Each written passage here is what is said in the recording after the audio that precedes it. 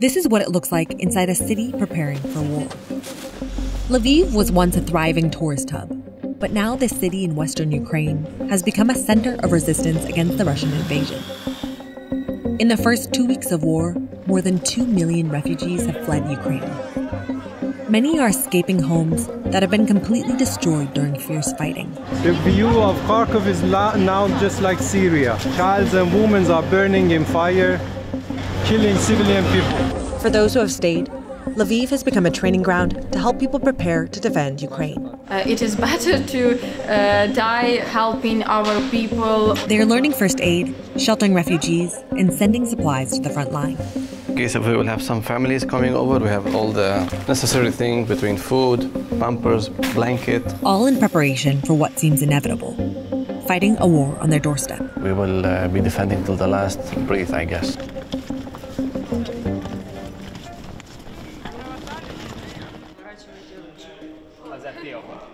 Not very pleasant, right? Justina and her friend Odarka have recently joined the Territorial Defense Force as volunteers. They're training to be part of the Emergency Medical Response Unit. If I am like a medic and she have injured and me too, who first? It depends who you think is hurting more. 1 minute. 4 person can die, yes? The bigger artery takes 3 to 5 minutes. Okay.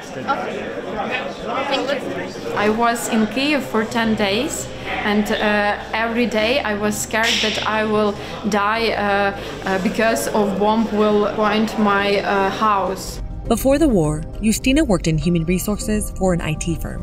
She spent much of her free time as an animal rights advocate in the capital city of Kyiv. Everything changed once the bombing began. The situation in Kyiv is really, really dangerous and serious, especially for civilian people. During the first days of war, Justina recorded video diaries from Kyiv. It is my shelter for today. It is not quite like a shelter. It is just our first floor, our house. Yeah, and here is my bed for this night. Yeah, it is our new reality. Russian occupiers, they just are shelling everything on their way, and we have no vests, no weapon, and we are just a living shield for Russian occupiers.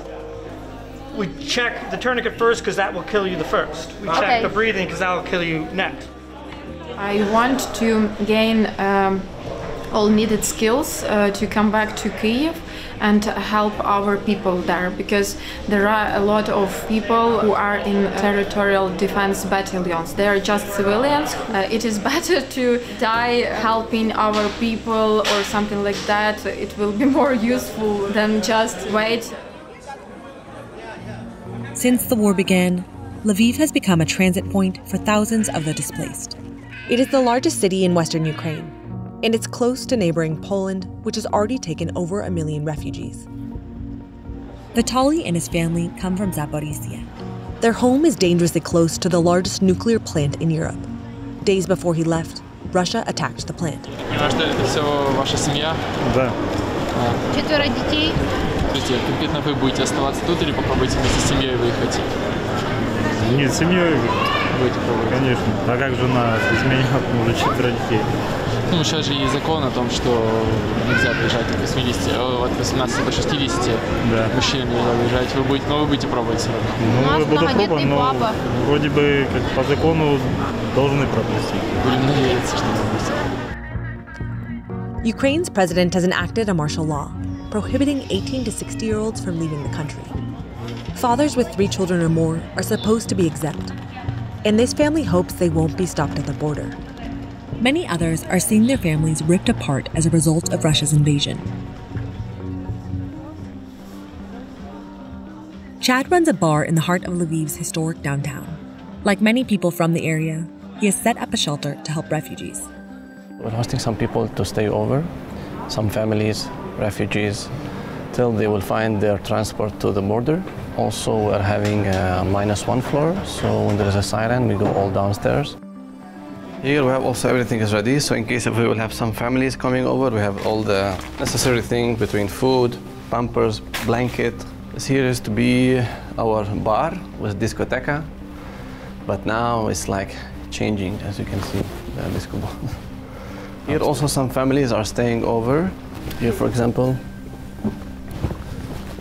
when there is also some siren, people are staying over and hiding.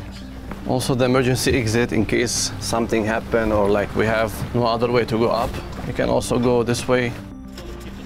Chad is using his social network to gather supplies. Some food, and here also we are sorting all the medicine, as you can see. A lot of medicine, which is good. We are sending everything to Kharkiv, and certain Kharkiv with a small heart. The next shipment is meant for a small city north of Kyiv, where Russia's attempts to take control have so far failed. Nobody yet reached the city. The road is totally bombed, so we are trying to find a small hole and deliver some stuff for the people.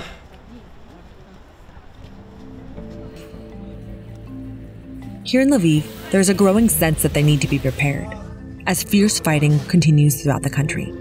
The city is protecting important statues and historic buildings. People are digging bomb shelters in the event of airstrikes. Both women and men are joining the Territorial Defense Force and getting basic training on how to use weapons. У випадку саме підходження військ або висаду десанту в околицях Львівської області, я прийду до територіальної оборони та візьму зброю, допоможу чим зможу, якщо... Anton is a graphic design student, but like most people his age, he is doing what he can to protect his city. Сьогодні ми робили маскувальні сітки для нашої техніки, для техніки військової та звичайної, яка використовується в Збройних силах України, територіальної оборони. Ми маскуємо не тільки техніку, а також і наші укріплення, так само і барикади, блокпости. Unlike other parts of the country, the residents of Lviv haven't been under attack, so they've had time to organize their defense. Here, volunteers celebrate the news of some victories across Ukraine.